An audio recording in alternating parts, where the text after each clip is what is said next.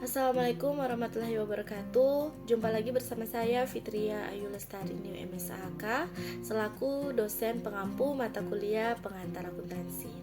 Nah, pada kesempatan ini, ya ini tepatnya pada pertemuan keempat, kita akan membahas materi tentang laporan keuangan berdasarkan IFRS atau International Financial Reporting Standard dan standar akuntansi keuangan yang berlaku di Indonesia.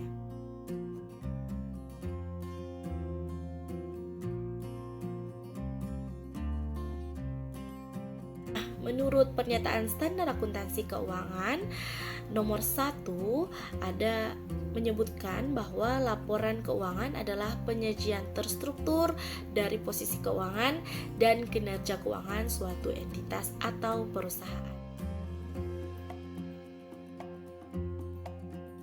Ada 5 komponen laporan keuangan yang sudah disusun berdasarkan IFRS dan standar akuntansi keuangan yang terbaru, yaitu revisi 2020. Ini merupakan contoh laporan atau format laporan keuangan, yaitu yang pertama yang bagian atas itu adalah laporan laba rugi atau income statement, dan pada bagian bawah adalah return earning statement atau biasa dikenal di Indonesia dengan laporan perubahan modal.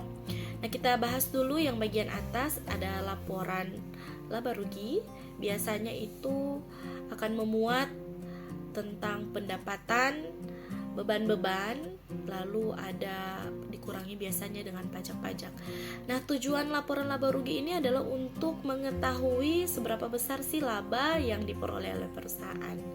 Dengan rumus biasanya yang digunakan adalah pendapatan dikurangi beban-beban juga dikurangi dengan biaya-biaya serta pemotongan pajak-pajak yang ada di perusahaan. Nah, itulah yang disebut dengan laba bersih. Nah, dikatakan laba apabila pendapatan itu lebih besar daripada beban-beban dan pajak-pajak yang ada di perusahaan. Namun, dikatakan rugi apabila pendapatan itu jauh lebih kecil dibandingkan beban-beban dan pajak yang dibebankan di perusahaan. Seperti itu. Selanjutnya pada bagian bawah ada return earning statement, itu biasanya dimasukkan pada laporan perubahan ekuitas yang biasa dikenal di Indonesia.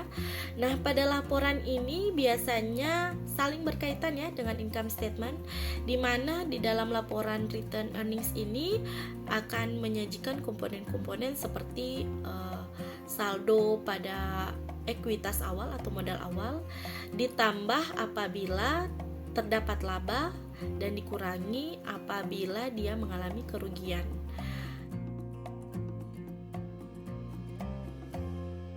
Laporan keuangan selanjutnya yaitu Statement of Financial Position atau laporan posisi keuangan, biasa dikenal di Indonesia itu namanya neraca.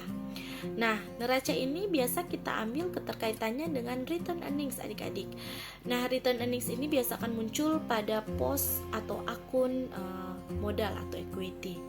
Nah, biasanya Statement of Financial Position ini adalah laporan keuangan yang sering dilihat oleh para stakeholder selain income statement, di mana laporan posisi keuangan ini akan menyajikan keadaan atau kesehatan keuangan perusahaan.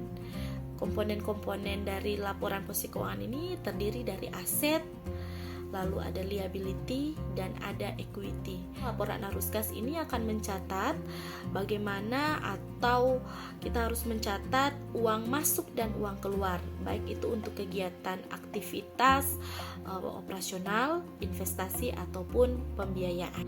Nah, calc ini akan menjelaskan atau merincikan apa-apa kebijakan akuntansi yang dilaksanakan atau digunakan oleh perusahaan, akan menjelaskan akun-akun di setiap pos-pos atau dalam laporan keuangan, akan menjelaskan metode-metode penyusutan apa yang digunakan oleh perusahaan, serta gambaran umum perusahaan dan informasi-informasi tambahan yang tidak dijelaskan dalam keempat laporan keuangan sebelumnya.